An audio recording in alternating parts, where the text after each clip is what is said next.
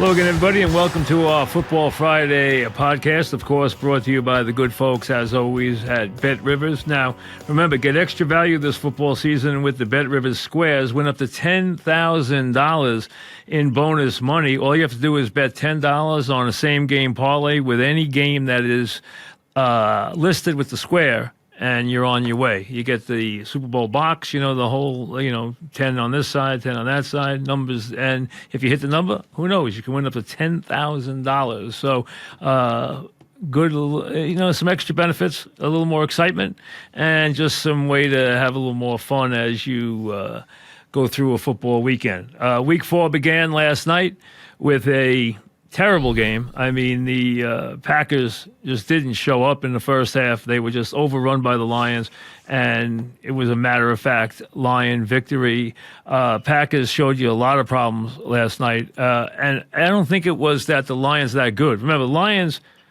week 2, gave 30-second-half points to Seattle in losing at home. They were lucky to win game 1. They won game 1 because the Chiefs dropped the ball. All right, otherwise they don't win that game. Now, that's the Chiefs. We know that they're on a different level. But I don't believe that this defense is there yet for the Lions. But last night, they just beat up on the Packers. And the Lions right now with the problems, the Bears are awful. Vikings going through all kinds of problems. We'll get to them a little later. Looks like the Lions may finally be on their way to a division title. So it'll be interesting to watch as we go forward. Okay, now, Giants and Jets are playing Sunday night and Monday night, respectively. The Jets playing Sunday night as they continue along with the remnants of the Aaron Rodgers schedule. Hey, that's the way it is. He was going to be in a lot of primetime games, and you have one here on Sunday night as Kansas City visits. Yes, Taylor Swift's supposed to be in attendance. Okay, get that out of the way. And this matchup, which is not made for prime time, the way the Jets are going, but that's the game. And then Monday night, the Giants, who are coming off a Thursday night loss and have had 11 days off, hope to be healthier, hope to be back in terms of getting some people back, especially along the offensive line. Don't know yet about Barkley, but they play Seattle in a game they need to win to get to 2-2 when you look at the slate. So Jets on Sunday night and Giants on Monday night. The foreign games are back in vogue. As a matter of fact, the Jags, who are going to play tomorrow against the Falcons in London, are going to stay there and play next week against the Bills. Later in the season, there's another London game. There's a couple of games in Germany. So the NFL, I don't like these games, but the NFL continues to play them. They fill those stadiums. They sell merchandise. That's what they want to do. The NFL, there's not a buck that the NFL is not going to reach for. You know that. And that means taking the product elsewhere. So the Jaguar owner would love to have the Jaguars play all the games in London. We may be moving towards that little by little as you're going to see them play back-to-back games in London starting this week. And the Jags have not been able to get their offense started. And a lot of people have been down on Lawrence. But you know what? If you look at it closely, it's not Lawrence. Not that he can't play better. He can. Not that they can't call a better game and make better decisions. They can. But this has been poor offensive line play and incredibly poor wide receiver play. They've had 4 balls in the end zone when they didn't get their feet down. On balls that should have been caught, were caught, but they couldn't get their feet down 4 times already in 3 games. And they have had 11% drops. I mean, they just continue to plague him with mistakes, and that is holding Lawrence back. It's not like Lawrence is playing terribly. He's not. But the numbers aren't there right now. They get the Falcons, who are 2-1. That game is 9:30 East Coast time, so you got an early game tomorrow. On Sunday. And then, big game, Dolphins and Bills. Bills should be 3-0. We know that Josh Allen handed the game to the Jets. They've been impressive the last 2 weeks against the Raiders and Washington. Now they get the 3-0 Dolphins, who are coming off that 70-point explosion. This is going to be a very, very interesting game. Obviously, for the top of the division, the Dolphins, one of the 3 unbeaten teams in the league. the Dolphins, the Eagles, and the Niners. That's it. And you have 4 teams that are winless. 3 undefeated, 4 winless, and the 4 winless square off this week. It starts with the Broncos at the Bears. Now, how bad are the Bears? That's the question. Not how bad are the Broncos, who gave up 70 points last week. How bad are the Bears? Because the bottom line is the Broncos are 0-3. They last week allowed 70 points, and they are a 3.5-point favorite. I mean, that's embarrassing for the Bears. You have to be playing really bad to have Denver come into your building right now at 0-3, having just allowed 70 points, and they're favored. Rather bizarre, as a matter of fact. Now, there's an old theory that if a team gives up 50, they play real hard and real well, they're a good underdog bet the next week. I don't know what the number is when you give up 70 because no one ever gets 70. First time I got 70 in eons. So if you want to use the 50 number, then that's why the Broncos are getting some, love from the odds makers. Conversely, a team that usually scores 50 is a good go against the next week. Now, so what do you do with a team that's 70? You go against them the next week? I would go on the Bills anyway this week. I think the Bills will beat them, but it should be a very interesting game, and it's going to tell a lot about where the Dolphins are overall. But the Broncos and the Bears doesn't get any worse than that. Pair of 0-3 teams. Somebody's going to win a game, and somebody's going to be in big trouble. And let's be honest, the Bears are not that Sean isn't off to a terrible start with the Broncos. He is. But the Bears are a big mess. I mean, a big mess, and going nowhere fast. Ravens at the Browns. Both teams 2-1. Ravens banged up, looked to get some people back this week. They played without a lot of starters, and they lost to the Colts last week. Browns' defense is really good, tough at home. Their offense has to be more consistent. Hunt's hurt now. They obviously lost Chubb for the season. They have a problem at running back. Even their other running back, Ford, is hurt. A lot of injuries this week everywhere. Interesting game. One of these teams is going to be 3-1 and in very good shape. And I'll tell you, Cleveland's a legit team. They can play with Cincinnati. They already beat them. They can play with the Ravens. There's no question. Okay? They can play with these teams. I don't think there's any question about it. The Bengals at 1-2 take on the Titans. The Titans can't stop the pass anywhere. But what are we going to see from the Bengals? We're going to see more dink and dunk because they're going to play Burrow, but they don't want to try and hurt that calf, so they don't have him striding into the ball, which is why it's dink and dunk all night. That's what it was against the Rams. They got the ball to Chase, but it took a lot of plays to get him the ball. He finally broke one for 43 yards in the second half when he got a little deeper, but they did not throw the ball down the field. Will they be better this week? Will the calf be better this week? You're not going to see the real Cincinnati passing game, which is as good as there is in the league, until he can stride into the ball and not feel pain. Clearly, he is hampered by the calf right now. The Rams are 1-2. They play the Colts. The Colts are 2-1. The head coach has done a very nice job. They win with Minshew. Richardson's back this week. When we last saw him, he was running for a 15-yard touchdown. He was running for an 18-yard touchdown. Now they get the Rams. I think the Colts will go to 3-1, and the Colts are playing well. Bucks at the Saints. Looks like Carr's out, which means Jameis Winston. Saints probably would have been 3-0 if Carr stayed in the game last week. You would think the Saints at home would do enough, even with Winston, to beat the Bucks, I would think. Washington at the Eagles. Washington has put their quarterback in harm's way a lot. They have won a couple of games. Last week they got blown out by the Bills. Now they get the Eagles. Wait till the Eagles get the passing game going, because clearly they miss their offensive coordinator, who's now in Indianapolis. They have not gotten the passing game going. He's looked unsteady in the passing game. But the running game and that offensive line and what they do with their defensive front, despite the injuries in the secondary, you know what? they're just going to be very good again this year and very explosive, and they're going to move the ball. And I think, with the turnovers that you get from Washington and the mistakes that Hal makes, you would expect the Eagles to roll to 4-0 here. The other 0-3 matchup is the Vikings and the Panthers. Young, I believe, will start. I'm not guaranteeing it yet. It's a Sunday decision. Sounds like he will. Last week, obviously, Dalton played. Sounds like Young's going to play. I'm not positive yet, but check on that Sunday, but it looks like he's going to play. Panthers 0-3. Miserable offensive line. Defense isn't terrible. Running game has been non-existent. The Vikings last year were 11-0 in one-score games. You knew there was going to be a return to the mean. They're already 0-3.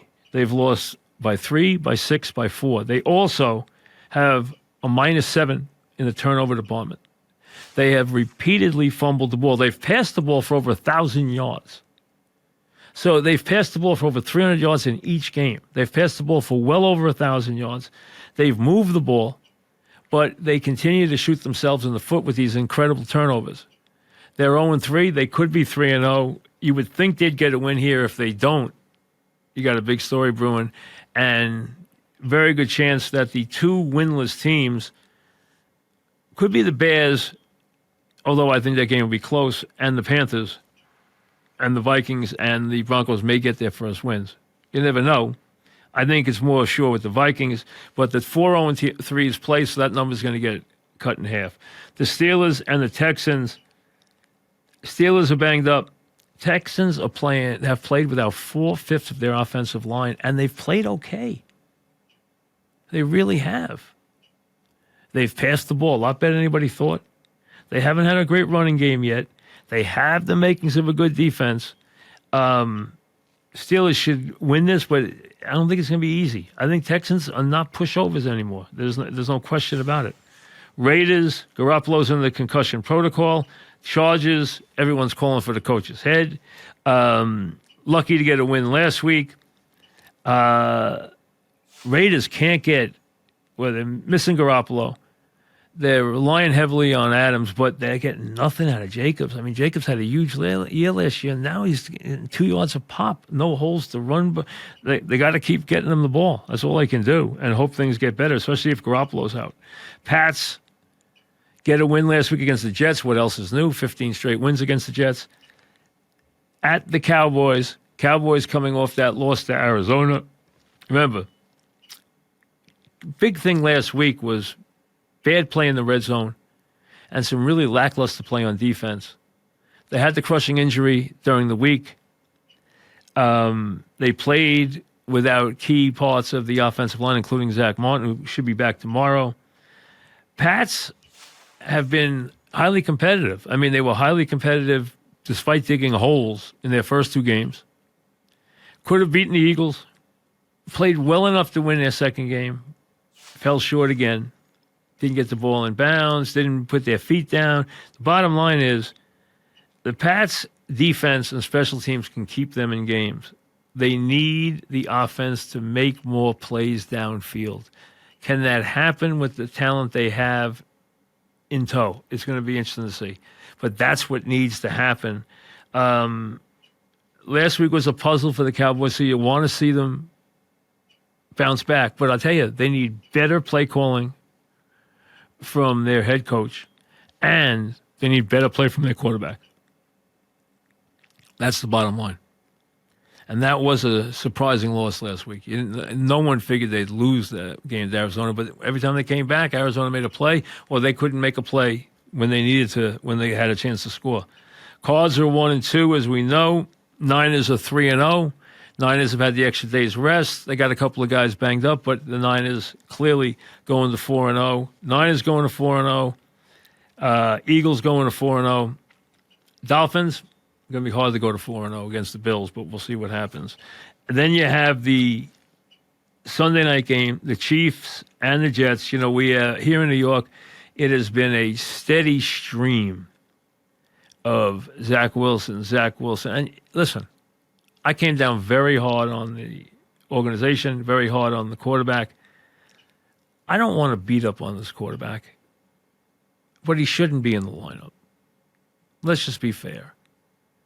Now, they don't have a great option. They brought in Simeon. Simeon's there to back up. He's not there. He's there to try and move the offense if it just stops cold, as it seems to do every week under Zach. They can try and force feed him here, but they are going to lose the room.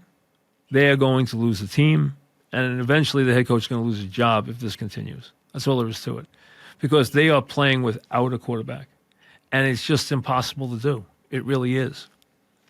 And, I understand that people think, hey, you got to show some patience for this guy. You don't. Everybody liked him as a prospect coming up, but that means nothing. That's always the case. That's why he gets drafted high, is because he's a good prospect. But that is over when he joins the NFL.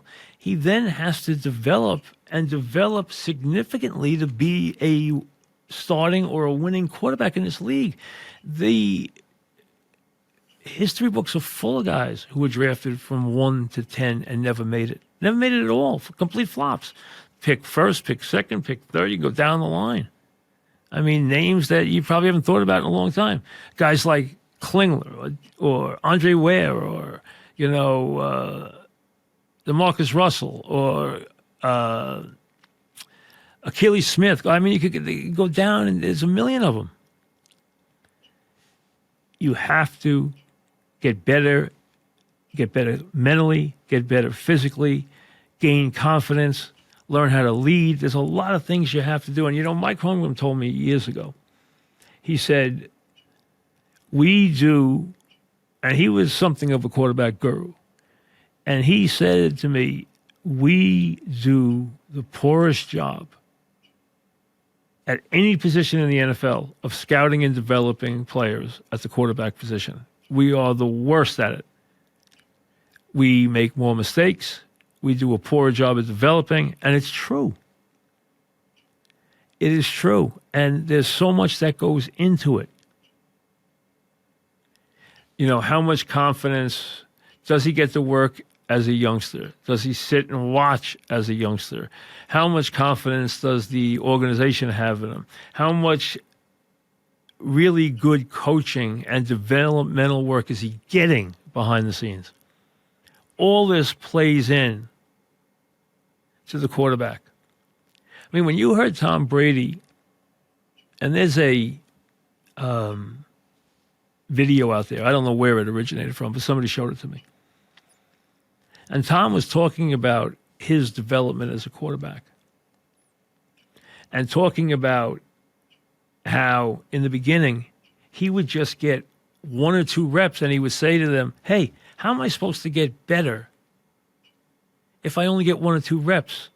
And then he said he realized I have to make those reps the best I can make them pristine, make them perfect. He says, so I worked on that. I came in with great enthusiasm. I tried harder than everybody else. And he said, all of a sudden, the 2 reps became 4. Then the 4 reps became 10. And the next thing you know, I was sharing snaps. And the next thing you know, I was on my way. He said, but I had to deal with that. And it's true remember, he came in as an obscure late-round quarterback. Guys like that sometimes don't even get a look. That's not what happened here with Wilson. He came in as a very, very highly thought of number 2 pick. But that doesn't mean he's going to develop.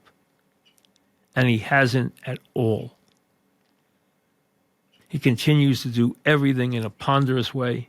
He doesn't look like he knows what he's looking at. He also has no pocket presence. His footwork is awful. Can he throw the ball? Yes, but you can't throw the ball when you're backing up. You can't throw the ball when you're off balance. You can't throw the ball when you don't even know where you're throwing the ball. There are so many things wrong with his quarterback play. And Namath said it. And you know what? Maybe a lot of people didn't like Joe saying it and saying what he did about the organization. But he's Joe Namath. And he understands how to play the position. And I saw a lot of reaction when it was anti-Namath saying, Joe, you were an overrated quarterback. You weren't any good. Anybody who thinks that Joe Namath wasn't good could not be more off base. I don't even want to tell you how off base you are. There was a time. Now, he played a lot of his career as a crippled player. But there was a time when he was as good as it got at the position.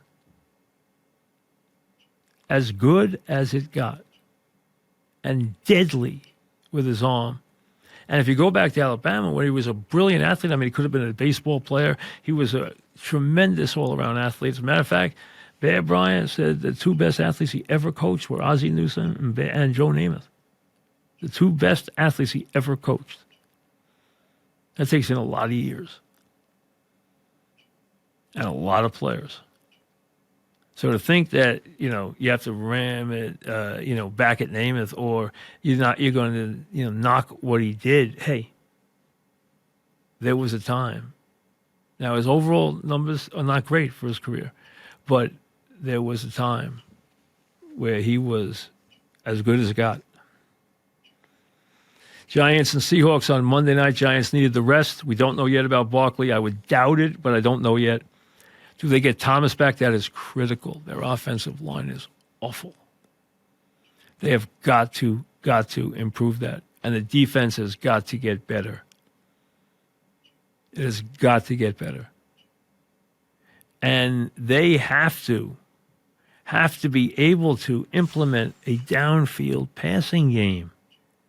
They can't give up on that and go into the games and say, no, we can't get the ball to the people we brought in. You brought those people in to make plays down the field. Everyone knows in this NFL you must make plays down the field. It's imperative that you put that pressure on the defense, and everything is built for you to make plays, get flags, get chunk plays down the field. That has to be part of your repertoire. You're not going to win big. You might not win at all. So they have their own problems right now. And this is a very big game at 1-2 against Seattle. And first up with the Jets, the saga of not only seeing if this quarterback can muster anything, see if they can just stabilize what is going on with this team, doing it in prime time on Sunday night and against a team that's going to show you the model. Solid ownership. Andy Reid at head coach. Mahomes at quarterback. When you are strong at owner, coach, and quarterback, you're going to do very well in the NFL. Very, very well. And you're going to look and see that's what you're trying to accomplish. Now, doesn't mean you're going to find a Mahomes. Okay? Doesn't mean that at all. But the bottom line is they can't play around or really even play without a quarterback and expect to do anything positive. It's not going to work. And that is what they have offered up here. The thing that has shocked everybody is, why would this head coach not demand more options at the position from his front office rather than take what looks to be just blind, ludicrous loyalty towards this player and try and tell us he's gotten better when he hasn't, or tell us he sees things when he clearly doesn't? Because it's just not been there. It's not like, oh, you know what, he's one play away, or that if he just corrects this one mistake, or he just, he's got to hold on to the ball better, but he's making some big plays. No, he's not making any plays. All you need to do is look at the 4 downs. They get the ball back, 15-10 down. The Jets do, with 1:43 on the clock. 2 timeouts on the 45-yard line. That's all you can ask for in an NFL game. I'm down 5. I've got the ball at midfield. I have 1:45 and 2 timeouts. And just look at the 4 downs. I'm not going to go through them right now. You've probably seen them if you're a diehard. If not, just look at those 4 downs. And there is nothing more telling than the 4th down,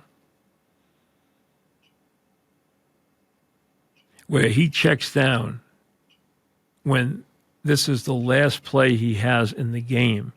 He checks down like he's going to make a play, needing to get past the sticks. He needs a first down to continue the drive, and he checks down and throws a 1-yard dump off. And nobody's breaking tackles in that spot for 8 or 9 yards. It's not happening. There's just no way it's happening.